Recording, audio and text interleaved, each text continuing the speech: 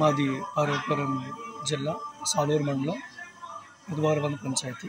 ఈ 5 సంవత్సరాల్లో జగనన్న ప్రభుత్వంలో అందరికీ చాలా మంచి జరిగింది.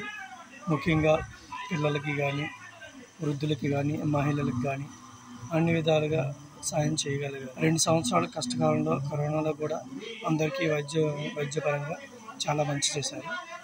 నాడు నేడు కింద స్కూల్స్ అయితే మాత్రం చాలా బాగా డెవలప్ చేశారు.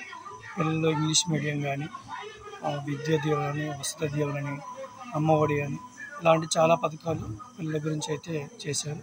అలాగే మహిళలకు కూడా 0 వడ్డీ కానీ, రైతు భరోసా కానీ ప్రతి ఒక్కరికి అన్ని విధాలుగా సాయం చేశారు.